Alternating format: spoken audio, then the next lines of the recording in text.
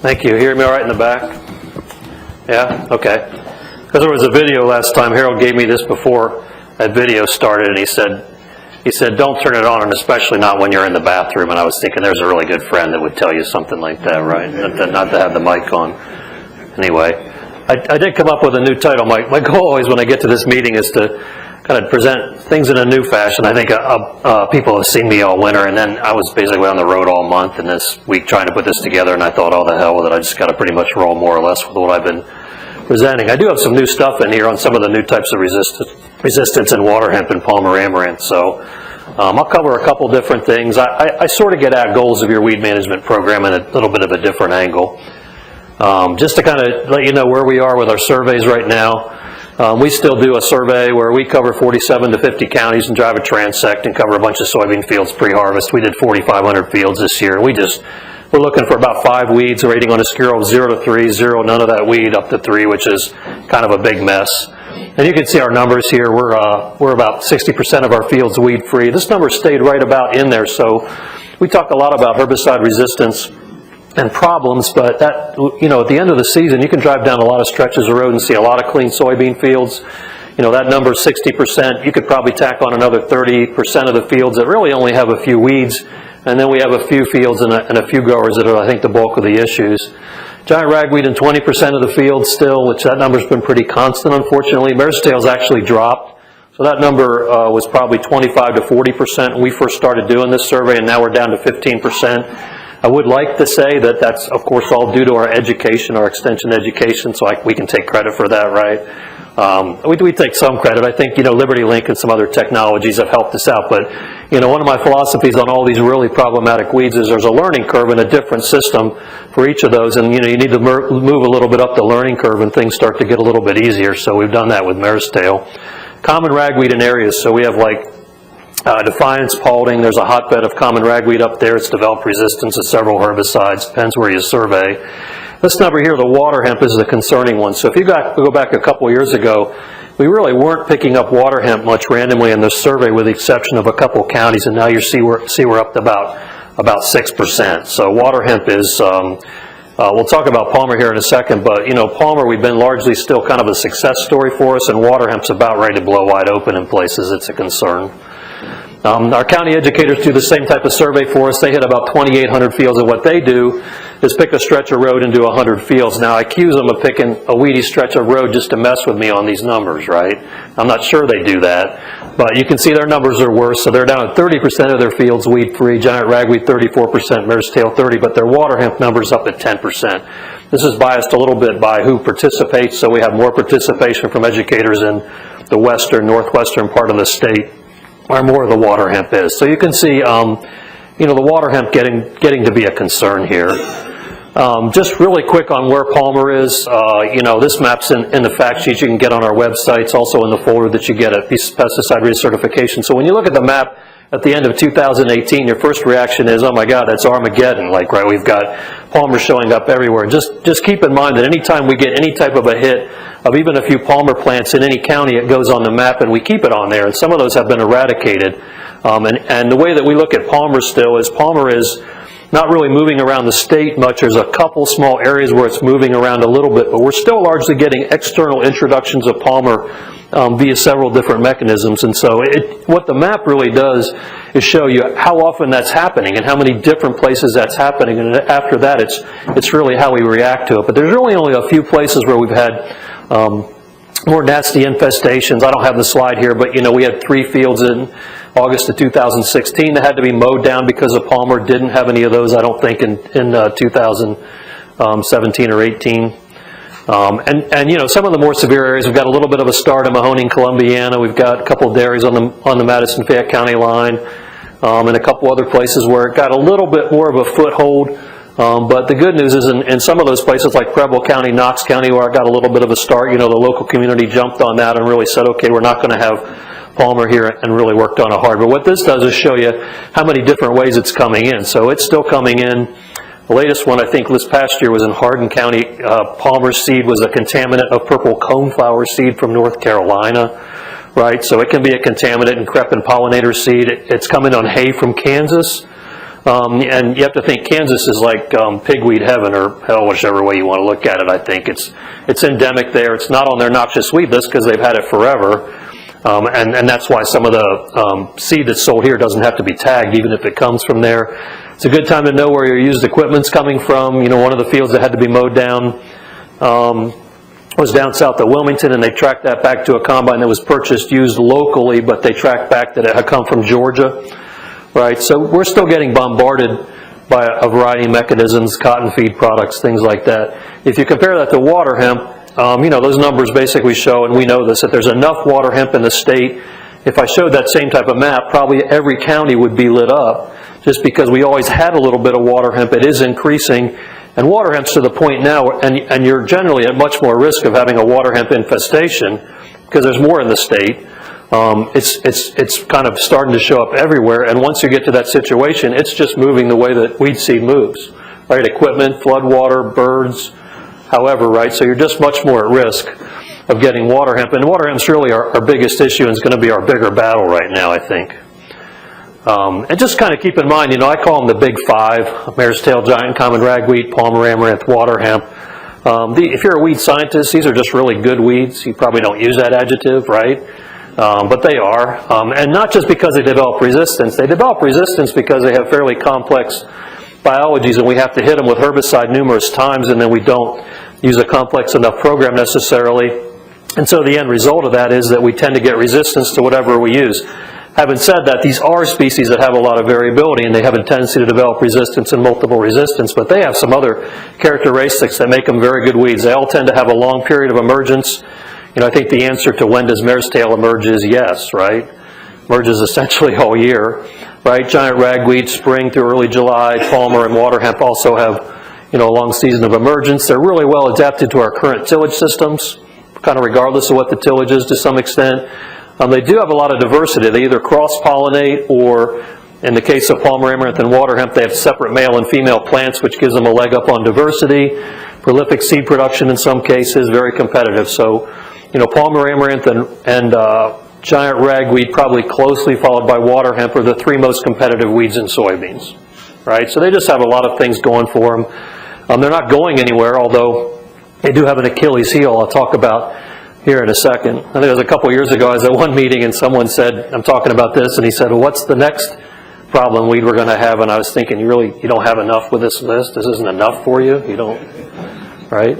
So water hemp, for example, I mean, if you go in a field that's been established with water hemp a little bit, and I was thinking of the guy that had palmer amaranth actually down 3 river bottoms north of Portsmouth, was the first infestation that we found. It came in on a crepe seeding in about 07, and I saw it in 11 or 12, and it moved because those river bottoms flooded, and it moved on down, and so we were scouting out the other river bottoms, and I mean, there was every possible appearance of any type of pigweed in those fields. I mean, it was just really amazing. And so when you go out in a patch of water hemp, you can see a lot of diversity. Water hemp and palmer amaranth cross, right? So in some cases, when we're looking at something late summer, if it hasn't thrown a seed head, we can't even really get a positive ID, but just a leg up on variability. And then, you know, this emergence pattern, which tends to cause us to have to spray multiple times or have a complex program. And so once we have a program like that, compared to a weed like, you know, lamb's quarter velvet leaf, which we're largely taking care of with residual herbicides, you know, then you start to you know, have the potential to overuse certain sites of action and things like that. So the red line is just basically showing that water hemp meters itself out over the season much more than a couple other species here, and reaches about 90% emergence in late June or early July. Palmer amaranth, if you've ever been in a field with palmer amaranth that has an infestation, you can pull the beans back if it hasn't been controlled in late August and early September, and there's a whole new flush of palmer amaranth just sitting there waiting for some light to come back. Water hemp doesn't do that quite as much. So these are just, you know, you combine that with the other characteristics, and these are good weeds. This is where we sit with resistance. You're probably aware of this. You know, in the back of the weed control guide and in the fact sheets we have, we tend to make recommendations based on our most common resistance. And this is Site 2 is ALS, Site 5 is Trizene, Site 9 is glyphosate, and Site 14 is PPO, Flexstar and Cobra type materials. But you know, marestail, it's pretty much all glyphosate and ALS resistant. Giant ragweed, a lot of it's in that same category. There are still giant ragweed populations that respond to glyphosate somewhat. Giant ragweed sort of had a slow development to glyphosate. Instead of just having a switch that kind of turned on and off, it's been more of a slow evolution, so there can be different levels. The common ragweed, where it's problematic, can have three-way resistance. So we have populations that have resistance to everything here except triazines. Palmer amaranth in the state here has been resistant to ALS and glyphosate, and we haven't picked up PPO resistance yet, but there is plenty of PPO resistance in the south. And then water hemp, yes to everything there, plus some other herbicides in some other parts of the world. So our most common water hemp population right now is resistant to glyphosate, ALS, and increasingly somewhere in the order of probably 30 to 70+% resistant to also PPO inhibitors, depending on where you are in the state. So the adaptation was there. We started throwing Flexstar and Cobra at it, and it adapted. So you really can't underestimate the ability of water hemp to develop resistance, and Palmer amaranth both. And I'll show you some examples here. But that's getting to be our most common population. And what happens also with the Flexstar resistance is it tends to impart some low-level resistance to atrazine, right, but not necessarily metribuzin. And so this is a very common population. If you go to Illinois, Western Indiana, Missouri, Iowa, their population or their base for really water hemp resistance is going to be ALS, glyphosate, PPO, and then they're working their way through some other sites of action depending on whether they're shutting down seed production. So this is an example of one of those populations. We've done our samples a couple different ways. We did samples of 18 populations randomly in 2016, water hemp populations, and found about 30% of them were PPO resistant. We did a sample this past year where our county educators collected from, in this case, about 13 fields. And here they had to collect from plants that had actually survived Flexstar Cobra, and Syngenta was working with us. We sent plant tissue to them, and they did the analysis for us at no charge, and about 75% of these were resistant to Flexstar and Cobra. Now again, these are the areas where water hemp, if you go to dark, Mercer, all glaze, those are areas where water hemp started the earliest, and so it's had the most time and the most selection pressure on it to develop resistance prior to some of the new technology we have coming out now. So, and one of the things about that's interesting is knowing that, if you get an infestation of water hemp, right, and it didn't come from externally, it came from somewhere locally or somewhere else within the state, what's your first question about that population going to be? Yeah, has it already developed resistance to Flexstar and Cobra? We know it's going to be glyphosate and ALS. You can take a leaf sample and send that over to Illinois, and they'll do a test for you to determine that. I would certainly encourage, either using alternate technology or trying to figure that out before you say, okay, I'm just going to plant Roundup Ready beans and go Flexstar or Cobra here. What that resistance also does, because Valor and Authority are PPO inhibitors, is it doesn't make them ineffective. What it does is reduce the time that they're able to provide control. So in that case, it's more important to have something else with them, like Dual or whatever, that would also give you some control. So the worst case here, you probably saw this. This is the Missouri water hemp population that was in the news a while back. There are plenty of populations that have 5-way resistance in Illinois. This is sort of on the one now, I think it's got the worst. So it has 6-way resistance, ALS, 2,4-D, triazines, glyphosate, PPO, and also HPPD, which is mesotrione, right? And one of the things to keep in mind also when you think about HPPD and mesotrione is it's cheap. We're spraying a lot of it. So if you're spraying a lot of it post-emergence in corn, depending on what you're putting it with, we're starting to exert some selection pressure there. What's interesting about this is you have a couple of different mechanisms, which is interesting and also scares us. Really, you have a total of 4 independent mutations that have to happen in a population like this, which shows you how much variability this species have for this to occur. So you have 3 independent mutations that are target site resistant. So for the ALS and glyphosate and PPO, those are 3 different mutations and 3 different sites that are affected. And then this one mutation, which basically creates an enhanced metabolism, crosses over sites of action. So one mutation automatically gave it resistance to 2,4-D, triazines, and the HPP to the mesotrione. And again, what's interesting about that is up until right now, when the Philippines finally gave it up and gave permission for Enlist to be labeled, we haven't been able to use 2,4-D post-emergence in beans. So here's a population that the thinking is the HPPD and the triazine selected for the resistance, but in this population, you already can't use 2,4-D.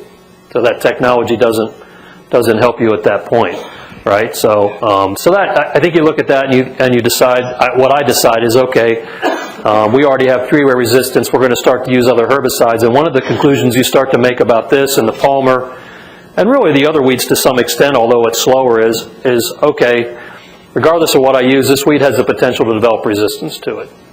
I think that has to be the conclusion, and that has to drive ultimately how we manage these weeds. If we don't assume that, we're just going to chase resistance for the rest of our careers. You probably saw the most recent press release. So the Palmer Amaranth in Kansas is resistant to both 2,4-D and dicamba. So I shot an email to my colleague there, Dallas Peterson, said, "You got any slides for me?"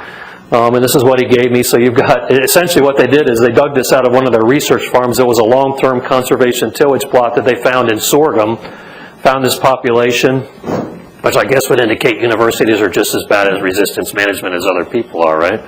But so you can see the population here surviving 2,4-D. Their base rate was a half pound, and you can see it surviving up to 16x compared to another population from a nearby area there. And then the dicamba, and they're still in the middle of investigating this, but here's your 16-ounce clarity rate. There's no dose response here, but you can see the population surviving 16 ounces of clarity. And 2,4-D and clarity are not amazing on water hemp and palmer anyway, but you can see the clear resistance here. Here's the rest of that story. So they think this is actually a 7-way resistant population, right? I'm full of good news here today, right? So you've got that group 4, the 2,4-D and dicamba, and of course one of the questions that always comes about 2,4-D and dicamba, and I've posed it to the rest of the weed scientists, we all scratch our heads and kind of go, well, we don't know, is, if you have resistance to one, does that confer resistance to the other? They're both group 4 herbicides, but they don't necessarily have the exact same site of action, and here you have them crossing over apparently, although they have not confirmed if that's the same mechanism. They're still working on that. This population has resistance to group 14, in this case cobra, and then also the mesotrione, right? So, and then they suspect, they haven't done the testing, but usually once you get to this point, you can see the trend here, right? These are like the last few herbicides we develop resistance to. We've already gone through some of the other ones. So they're suspecting it's ALS, triazine, and glyphosate, and picking up a hint of resistance to metolachlor. So I would say if you have questions here, feel free to interrupt me. And then the latest is this one, and this one's different because our assumption, my assumption largely is most of the selection pressure comes from foliar application of herbicides to develop resistance. So, in making resistance management recommendations, what I've been telling people is don't get too bent out of shape about what you use pre-emergence as long as you're using a mix of several different things. And then focus on what you're using post-emergence. Do you have 2 different things that work in that mix? Can you alternate that, from soybean crop to soybean crop? And then we come back to this. So, I was thinking, we are largely, what I'm saying is, except probably triazine or lamb's quarter, I think largely our selection for resistance has not been with residual herbicides. It's been with post herbicides, right? That's probably not completely true, but that was, I think, our thinking. So now you have these 2 waterhemp populations resistant to group 15 herbicides, dual and acetochlor, and all those products. So again, I shot them, they reported on this a couple weeks ago at our national weed meeting, and I shot them Aaron Hager an email asking for some slides. So you can see the 28 days after treatment in this population. Here's your non-treated versus your dual. And then there is some cross-resistance to the acetochlor, allichlor, peroxysulfan, and dimethenamide. It's not complete, but you can basically see, like in this case, the acetochlor holding a lot of it down, and then you can see the other ones breaking somewhat. So they have also done some other work. And they have these 2 populations that are resistant to, I think, resistant to this. And of course, the interesting thing is, again, like I just said, by the time they got to here, this population already had HPPD, LS, PPO, and then triazine and 2,4-D resistance, right? And so, they're scrambling to control it, period. And now they're developing metolachlor resistance. So they had 2 resistant populations and then 2 sensitive. And I'm just showing you these photos because I think they're interesting, but it shows the greenhouse flats 21 days after treatment, with at the bottom your 2 sensitive ones and then the top your 2 resistant. And it's a dose response, so basically what you're seeing is your average rate of metolachlor. This metolachlor active rate would be what? Somewhere in the 1.5 to 2.5 pounds rate, which is about somewhere out in here. And you can see the sensitive ones you're still getting control, and the resistant ones you're largely not. And then acetochlor, you see kind of the same type of thing. Doesn't exactly line up because here's your acetochlor rate, your basically active rate out here on the far right. So you can see, that active rate's still doing okay here, but you can see the difference between the resistant and the sensitive. Same thing with dimethenamide, which is Outlook, right? And then same thing with pyroxasulfone. So, you know, at this point, with fairly limited work so far, their assumption is, okay, once we have resistance to metolachlor, which is probably the driver, you know, we can expect to have some cross-resistance to the others. And this came about largely because if you look at the Waterhemp program, and you probably heard me talk about this before, if you kind of investigated this, you know, it's a lot of residual up front. You can make some choices about what you use. You know, Valor, Authority, Metribuzin have activity, and then all those herbicides I just mentioned have activity on water hemp, right? And then so you can decide, okay, I'm going to go with something like Boundary, which is Metribuzin dual, or I can go Valor and Metribuzin or something like that. But what you start to see is some common components here, right? So you've got pyroxasulfone in the Fierce and Fierce XLT.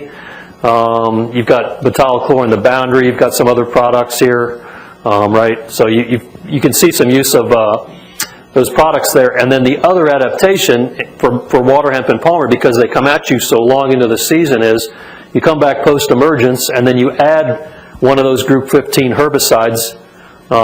You could include dimethanomet here, really, to try to give you control for the rest of the season so you don't have to spray post again, right? So this was our modification. And again, it didn't happen here first because they've been dealing with palmer and water hemp further west. So this was the good modification, thinking, oh, great, you know, here's our control strategy. We'll just do this and take the pressure off our foliar herbicides, right?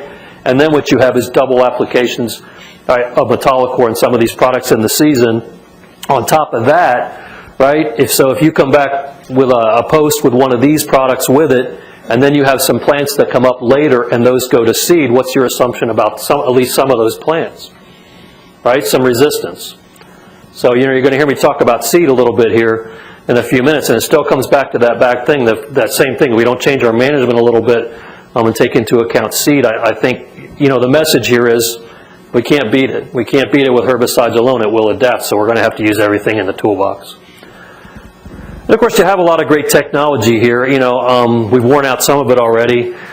You know, some of my comments here are kind of depends on what kind of weed issues you have. Like Roundup Ready, I think still has a lot of utility. Marestail in a Roundup Ready system, you can handle it with fall, spring burn down and residuals to a large extent without having to deal with it post-emergence. If you get into giant ragweed issues, water hemp issues, and you get into some resistance, obviously, you've got FlexStar options and things, but they're not.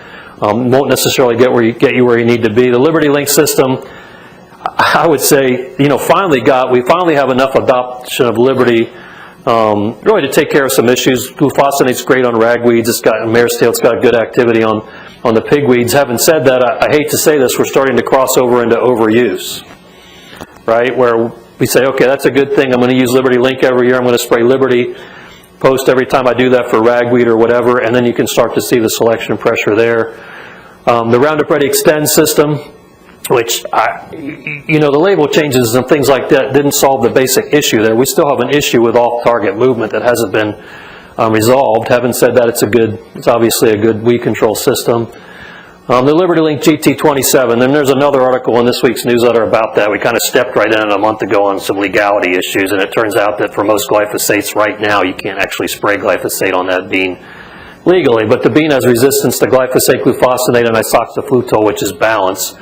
Balance has a nice fit. There's no label for Balance here yet, but if you've blown through all your herbicides, for example, on giant ragweed and common ragweed, here's a product you could put in this bean that would actually give you some residual control again. Aside from that, it's a Liberty Link bean you can use glyphosate on. And then the Enlist bean, which just finally had its approval, which is resistant to Liberty, glyphosate, and 2,4-D. So you can use 2,4-D around the time of planting without restriction. You can use 2,4-D with glufosinate or glyphosate and things like that in the post. Now, and I'll say this again, but this is the one bean here where we start talking about, for a weed like water hemp or even giant ragweed, if I'm going to try to have 2 sites of action in my post-treatment that still work, this is the one bean that you can largely do this in. Yeah, question? Going back to the Enlist, going back to your article earlier, technically Enlist isn't on the Yeah, it is. It's true. Yeah, it's true.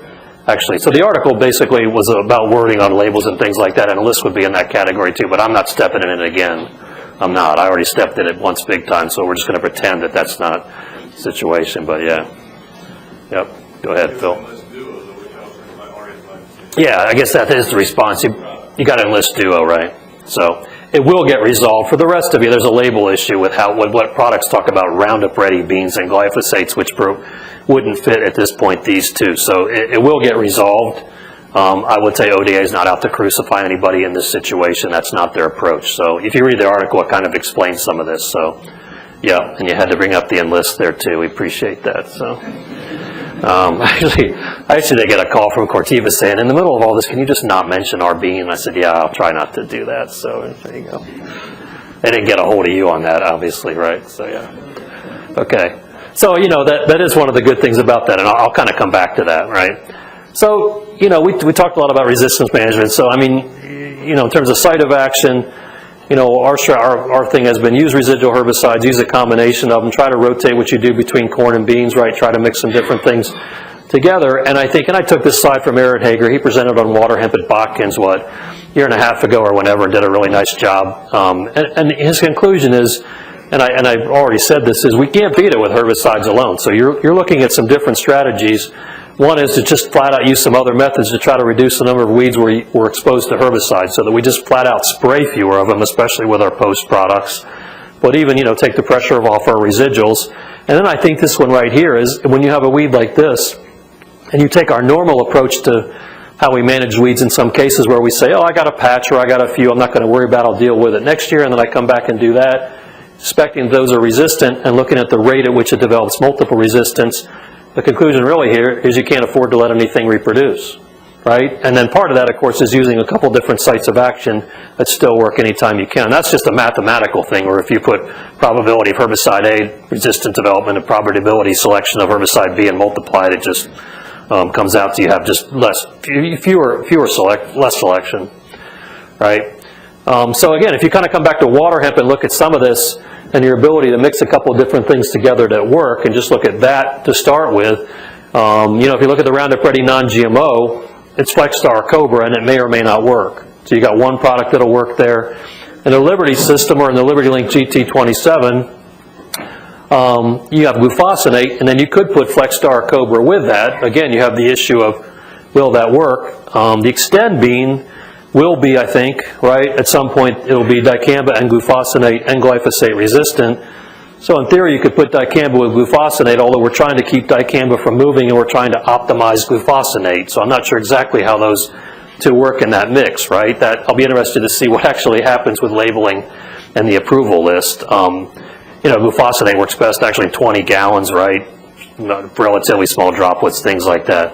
And then you come back to the Enlist again, and I'm not trying to promote Enlist. This is a situation where you have 2,4-D, at least in our populations that we know of, 2,4-D still works on Waterhemp, glufosinate still works on Waterhemp. So there's your situation where you can mix the two together if you had Waterhemp at that point, and in theory you should have less selection for resistance, right? So that is one advantage of that. If you look at marestail, you know, one of the issues with marestail here is that we're spraying it multiple times. It's a burn down weed. It's a fall burn down weed in some cases. It's a spring burn down weed. And then depending on what you do with residual and things like that, you can come back with various systems and clean it up. So it comes at you quite a bit. We got into trouble in the Roundup Ready system because multiple applications of glyphosate, right? Then, you know, we had adapted with 2,4-D in the burn down. You can't use, up till now you couldn't use 2,4-D post, and you've got some other options as well, right? And I've shown these slides here before. There's just a little bit of a caution on the Enlist system regarding what I just talked about. So the Enlist system, you got 2,4-D glufosinate, glyphosate, right? Annihilates ragweed, some good activity in Waterhemp and Palmer and things like that. It doesn't solve one of our issues necessarily, which is if you don't do a fall application on marestail, the glyphosate 2,4-D burn down has a lot of variability in it and doesn't necessarily work. Right? So you can manipulate the rate and the timing and things like that, but what we're showing here is 14 days after planting, here's your glyphosate 2,4-D with and without metribuzin, and all of these had sonic and things like that in it. But so you can see that really illustrates the problem with that burn down on marestail anymore if things aren't really small or if you haven't done a fall application. You do have some different burn downs. You know, the gramoxone 2,4-D, metribuzin, which is this green bar here, is a great burn down for marestail, so there's a chance to get some different sites of action in there that work. Here's Liberty and Liberty 2,4-D with and without metribuzin, and then here's Sharpen. So you have some different burn downs. In this bean, obviously, you have the ability to use higher rates of 2,4-D and apply it basically whenever you want. But it doesn't necessarily solve this issue of not controlling all your marestail. You can solve it eventually. I think this graph really qualifies as a slide you can show after lunch. It's so complex, nobody can understand it anyway, right? But basically what I'm showing is overlapped over those 4 burn downs. Here's your glyphosate 2,4-D post, right? 100%. So it basically did come back and finish off all those marestail, but you're spraying the same plants twice to finish them off, which is sort of resistance 101. You have some other options here. You could use Liberty, right? You obviously can't use Flexstar or just glyphosate. That won't work, which is a set of bars here and a set of bars here. But you can get Liberty in there with and without 2,4-D, so you have some different options. So that's just a little bit of a caution, and we've had conversations with Dow, now Corteva, about this. So I'm a little bit interested to see how they approach it, I guess. So, right? So then we come back to seed, right? So I think you have to assume with something like Palmer Amaranth and Waterhemp, you got some plants surviving a comprehensive program. I think you have to assume that at least some of those are resistant, and then you factor in, you know, the seed production. You got species producing, you know, a million seeds per plant, or in some cases upwards of that, right? They're not necessarily all at that level, but 500 to 1,000 to 1,000,000 seeds per plant is not out of the ordinary, I think, for these species. This is an interesting slide because it shows you, in comparison, you know, some other sort of max production potentials. Lamb's quarters at 500,000, marestail down here at only 200,000 on a good full season plant. But of course, marestail seed blows around, which makes it problematic. And then giant ragweed down here at only 5,000. It's pretty amazing. You know, how does it even keep itself going at only 5,000 seeds, right? There's an Achilles heel, which is interesting because if you look at those problematic species, the pigweeds here, marestail here, and giant ragweed, you lose about 90 to 95% of your viable seed within 4 years on those species, which is their Achilles heel. Usually when you have a species like that, that means it doesn't have a lot of dormancy, so it's ready to go right off the plant. And marestail certainly is. It doesn't need any after ripening or anything like that. Palmer Amaranth and Waterhemp, something to that extent. So what it usually tells you as a weed scientist is that's a species that's geared for sort of maximum destruction as fast as it can. Lots of seed production, not a lot of dormancy. But the good news is, when you look at the overall longevity, you can drive populations back down with good management. And I'll give you a couple examples. You know, when Roundup Ready first came out, there were people with giant ragweed populations that used it so effectively, they annihilated their giant ragweed. Some of you are probably in this category. You don't have a lot left. Did that before it developed glyphosate resistance, and it doesn't produce a lot of seed and doesn't have a long soil life. This 4 years is largely the only reason the South could get their Palmer Amaranth back under control, right? I mean, if you saw those photos in 06, 08, and that when it was blowing wide open and they were mowing down fields, they do have it in a lot of cases largely under control, and that short soil seed life is why. But if you run some numbers here, and again, I can't take credit for the idea here. I stole this from Aaron, but then I went a little bit further with it. And you say, okay, let's run some numbers and kind of show you the impact of this. So if you have a single female plant that produces 1,000,000 seeds, and then you run through some of this, and we know that you lose about 80 or 85% of your viability in the first year. So let's assume 10% of it's viable coming into the next spring, and let's assume 25% of that germinates. We don't know. That's a crapshoot there. And let's assume on top of that we still get 99% control of those plants. I would probably argue that the first time you have Palmer Amaranth or Waterhemp in a field, you're not likely to get 99% control because it'll catch you by surprise. But let's be optimistic. And so if you do that, you have 250 plants that survive that next season. Palmer Amaranth and Waterhemp have male and female plants, so we'll assume they're 50% female. Now we have a fact sheet on this. It's on our website, and it's in the folder that went out this year. And I didn't have enough coffee one morning when I was writing the fact sheet, and I got here and said, oh, 250 plants, and they're all female, and they all go to seed the next year, which of course is kind of biologically impossible, right? You got to have males in there somewhere. But if you do that, you say, okay, 125 are females, and they all go to seed. Same assumptions. Then you got 31,000 plants in that next year.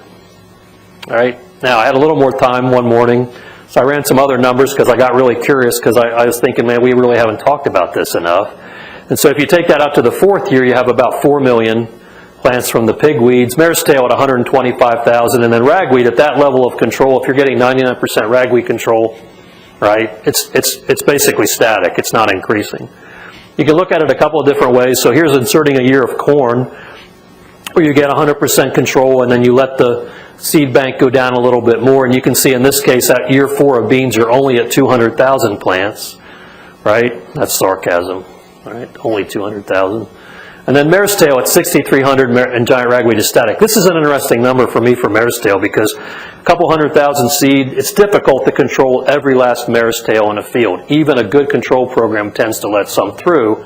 You have a few going to seed, and you know I do get the question, why why can't I get rid of marestail? My program is basically working, and that number does show you that, I think, in addition to the fact that it's blowing in from your neighbor's field, right? And then if you drop the control, then it just all goes south really fast. So if you say, okay, I'm only getting 80% control in soybeans, you're in the billions in year 4. I mean, so you can see how this caught them by surprise in the South when it started taking off, and they were thinking, well, what is this? You know, we're not going to worry about it too much, and they just jumped right up. Their population just skyrocketed really fast. And so then if you start to think, okay, I've got resistance plants surviving, right? If it's resistant to herbicide X, and I decide, not going to worry about those 3 plants, you know, you pretty much have, that's going to be your population in another year or so. And so, you know, with not much dormancy and that many seed, this is what it looks like underneath plants the next year. So this is a guy that had it down on that Madison-Fayette County line, and he had actually torched plants with gramoxone in the beans to try to shut it down. It was a little bit late, because once seed starts to turn brown on those, you know, it's going to go ahead and mature. So I went back next year and was poking around and saw all these plants under one of those plants that he had torched with gramoxone, which illustrates when you have that many seed and you don't have a lot of dormancy right off the plant, you know, you can expect to see that. You know, so our whole thing right now really is we have to communicate to the whole state, and everybody has to be on board. You're largely educators on this too, in your neighborhood, right?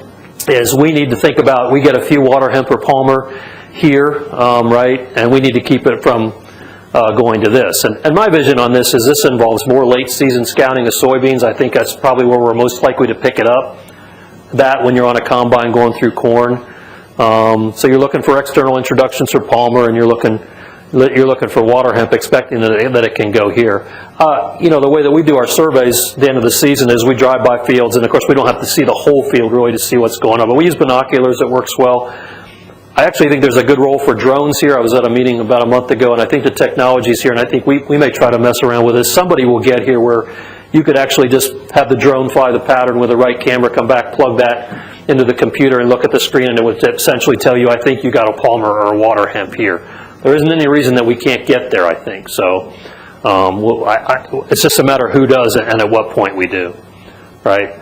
And you know, an example of this, I don't know if I've shown this here before, but this is a field west of Upper Sandusky a couple years ago. If you're the dealer here, I'm not trying to pick on you, it's not really your issue, but I went out, was asked out, and there are beans in that Waterhemp, right?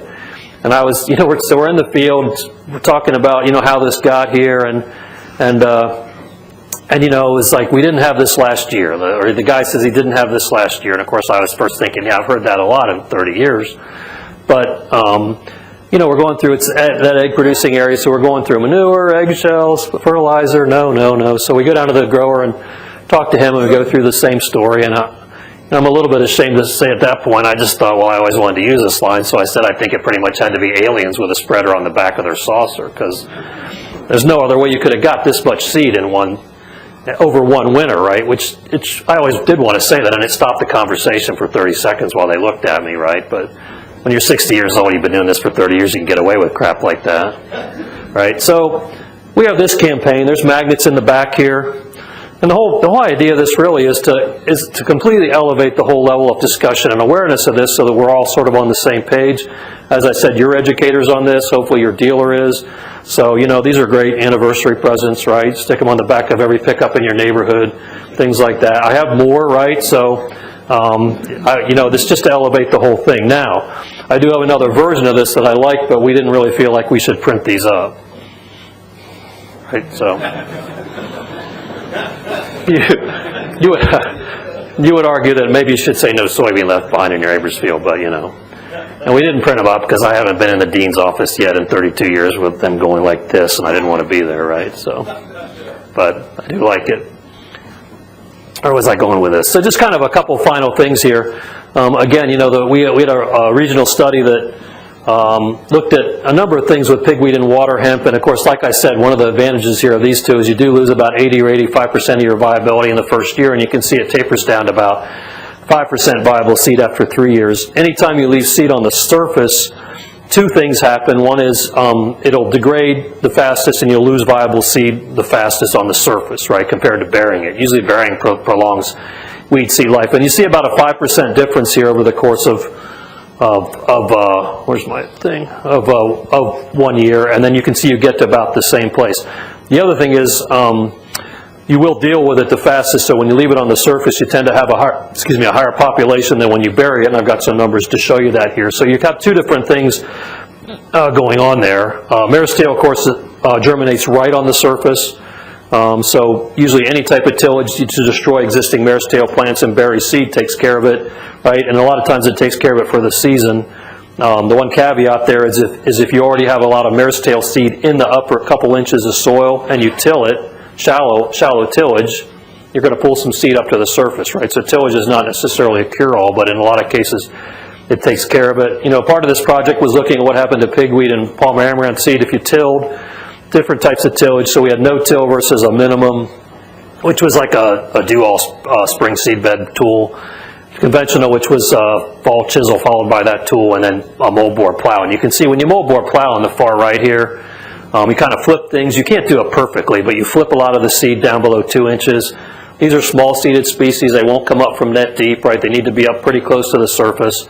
So you put a lot of it deep, and then your strategy would be, okay, I'm going to flip that once, right, and then not do that again. So just leave them down there, and they'll basically just rot. And the rest of it, you know, the rest of that tillage, even chisel plow followed by spring, most of the seed's going to be up in the top couple inches. The difference is on no-till, it's right on the surface, and then the tillage obviously buries at least a little bit of it. You come back in next year and you look at emergence, this is what you see. This is in the absence of any herbicides. So you see the deep tillage actually did greatly reduce your population, which you could predict based on that burial of seed. Any type of shallow tillage does that to some extent. And then no-till, you know, you have the highest population because they like to be at or close to the surface to germinate. They're ready to go right up there. Now there's two things going on. So no-till, you've got probably the highest population, but also you're going to have your loss of viable seed the fastest. So, you know, looking at it a little bit more broadly, you got a couple big strategies. One is I'm going to bury it all really deep, not pull it back up, or say leave it all on the surface. I'm going to deal with plants the fastest. I'm going to have a very aggressive program, not let anything go to seed, and drive population down the fastest by doing that, right? So that's not to say that there's not some advantage of tillage. You know, if we have a discussion among wheat scientists, one of the things that's going to come up is, yeah, if you do a little bit of tillage, your pre-herbicides probably work a little better, right, compared to a no-till system maybe. And then cover crops. I know I showed this slide up before. I've shown it various places around the state. The bottom line on this is we did a study with rye versus oats and radish in this case on both water hemp and palmer, and this was a pretty common. This is actually averaged over all those sites where the rye by itself without any herbicides gave us in this case an average of about 35% control on its own, and this is 21 days after planting before you're spraying the post. Right? So again, if you come back to the overall strategy of I need to reduce the number of plants that I'm spraying post-emergence, I have a herbicide program because here's your herbicides, here's your residual herbicides, basically providing above 80% control with no difference in the cover. But if you've got the cover helping you out in reducing population also, hopefully it's taking the pressure off your post-herbicides. And the marestail responds really well to covers as well. We've done several different studies. We did an initial study probably 5 years ago, and you know, it was amazing. Actually, we had a couple ryegrass sites and a rye site, and the cover essentially replaced the fall 2,4-D and the residual herbicides if we left it in there, you know, it's about late April or early May. But we have a study now where we're looking at 90 versus 45 pounds of rye, and then we have an early October and early November seeding. So we have 1 year of data from 16, 17. Last year, marestail didn't show up on our research farm. Right? I don't know what we did to cause that, but it ruined a bunch of studies. You'd probably think it's a good thing, but it wasn't good for us. Right? So we have to repeat this, and we got some other work going on. We're looking at like 30 pounds of rye versus 60 with and without clover and radish and vetch and some things like that. You probably know this, but rye is sort of the king there of weed suppression. You got both smothering the surface or whatever shading, and you have chemical. Anything else you do, I mean, most of the research shows anything else you add to that is not going to help with suppression. You can have some other reasons to put other species with that. But really quick on this study, we had one where we had seeding rate and the timing of the seeding versus different levels of spring residual herbicides. All this had a glyphosate 2,4-D burn down, or glyphosate dicamba, I think it was Extend. But there was no difference in either of these studies in the early October versus early November seeding. Right? That wouldn't hold true every year necessarily. Here you can see in this one, no difference between the 90 and 45, which gave you better suppression than the no rye. And averaged over everything else, we had no residual versus a medium level, which was like a Valor, versus the high, which was Valor plus metribuzin, and you can see the high level still gave us our most suppression. But again, and this is number of plants per square meter. But again, that's averaged over no rye 45 and 90, so you can see, you can see how much the rye here is helping the 2 and 3 plants per square meter compared to the spring residual. The other site we had higher pressure. We had again the same thing, but it was with and without fall herbicide. You can see a little bit more of a difference between the 90 and 45. It's not statistical. And then the 2,4-D here definitely helped with control, the 2,4-D in the fall over top of the rye. Right? Again, that's averaged over no rye 45 and 90. So if you look at this number, where the 2,4-D on average gave us 12 plants per square meter with the 90 pounds of rye, we were at that same number or below. Right? So it shows you the rye is giving you a lot of help here. And I think still supports, probably replaces the fall 2,4-D in a lot of cases. So that's what I have. So questions or comments on that or other things? Yeah. Where does wheat fit into your Waterhemp control strategy? We would be right on top of the recommendations there with rye. Like Tennessee's done a bunch of work on this, and their recommendation is either rye or wheat with vetch or crimson clover. Now, if you look at their research data, it still supports rye's probably giving them the best suppression there, but wheat doesn't have the chemical aspect necessarily, but still would be probably one of the better choices there. Is kind of where we come down on it. Oh, is it grain crop? Yeah, there's good news and bad news. So if you're for Palmer and Waterhemp, when they start to emerge, will be after you won't be able to put any more weed herbicides on at that point, right? Early to mid-May, you'll pretty much be running through. In most cases, your restrictions start to hit your restrictions. So you're counting on the wheat to give you suppression, and it will do a nice job of that through harvest, and then you can come back and do whatever after that. You may see some of the same things we see with marestail, where you have little scraggly plants, you take the weed off, and then you'll see them come back. The problem is if you have a thin wheat stand. That's where you have to be more sort of on top of things. Having said that, it's not going to be going to seed, or shouldn't be going to seed by the time you're harvesting wheat. So you're going to cut it off with a combine, whatever, and then have to come back. But if it gets big enough and you cut it off, it will come back and produce seed. So I think, am I right there? I was thinking if basically if you don't have any plants there, if it comes up starting first, second week of May, it takes a few more weeks to get that size. By the time your wheat's that big, you don't have any herbicide options left, right? You pretty much blown through all of them. So it's good and bad, I think. And I pose that same question further south on Palmer to the guys that have experienced it for a long time, my counterparts, and they were like, yeah, that's basically the story. Yes, it's good at suppression, but yeah. Other questions?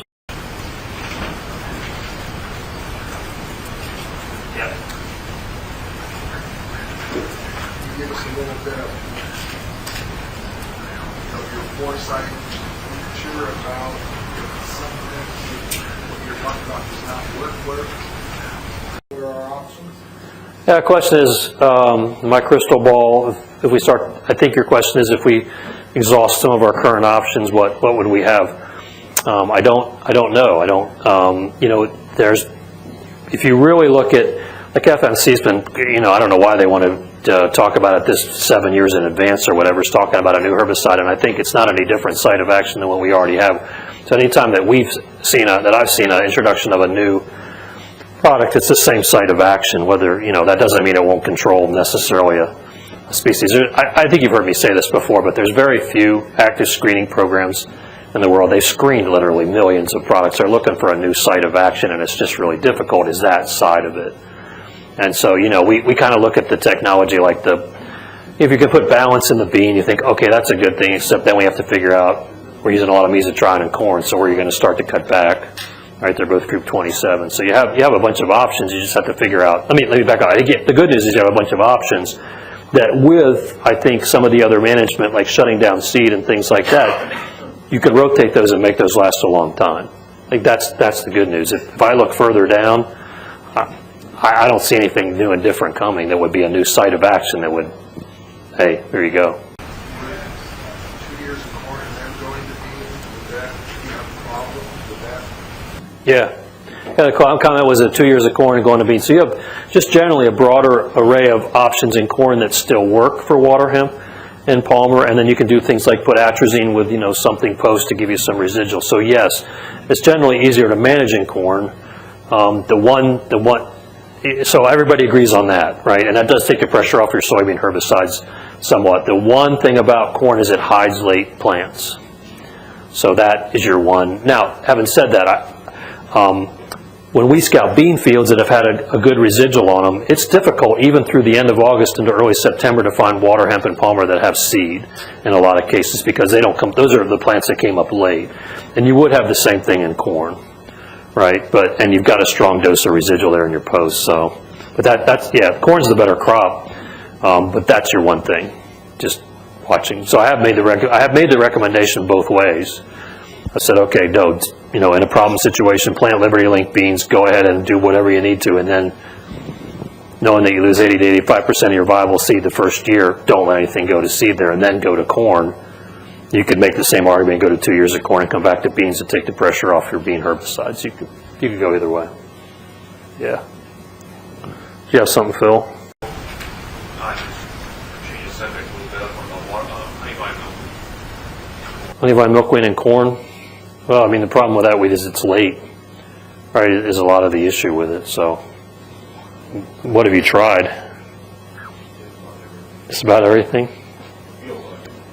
I'd have to go back. What do we have in there? I'd have to go back and look at our weed control guide. And, right. Yeah. Part of the issue is just you can't get enough herbicide on it at the right time to get it down in the roots. We made it without you. We did okay without you. Mike didn't cut out so far. So far, no. Questions? You've got questions? Yeah. Are there any labs marked in the state that you can send cottonseed or conservation mixed seed to have tested before you use it? Yeah, so here, ODA will still test any kind of a seed mix, pollinator, whatever, and they have been doing it still for no charge. They sent it over to Illinois Seed Improvement, who I think was still growing it out. I'm not sure exactly. They may have switched to genetic tests. So you have to give them enough of a lead time. You're not going to get that back in a week. So that has to be, in Ohio, they have to come pick it up. It's a chain of custody thing. Their frustration actually is they don't get enough people doing that. And so, most of the places where it showed up in one of those seedings, it didn't happen. And also the other side is agencies are not making that happen. Agencies that, manage some of those programs are not basically mandating that happen. But the other, I don't know of anybody that tests feed.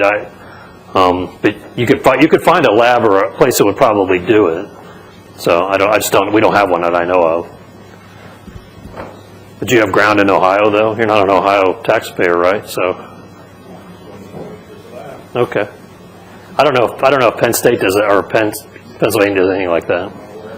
Yeah, and any of those seedings, like I said, your agency may talk about it or may not, but that certainly is a tool available to you. Wildlife, pollinator, whatever, it doesn't really matter. With the Waterhemp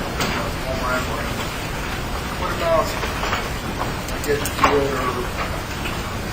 towns, everywhere else that it can grow? I mean, is it a noxious weed now that the authorities can go in and kill?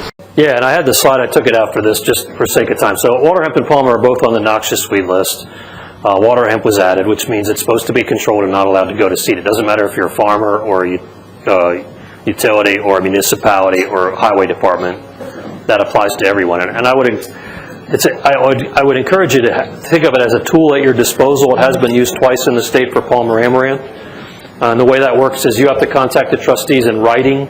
Then they have to contact the landowner or farmer in writing, and then that person has to do something within 5 days. Worked down in Hillsborough, and it's also been used down in Fayette County. So, but it all has to happen like that, but it can be a tool. If you have somebody in your neighborhood that decides, I don't know what Palmer is, and I just don't care, then that's certainly one of your tools. That's certainly one of your tools.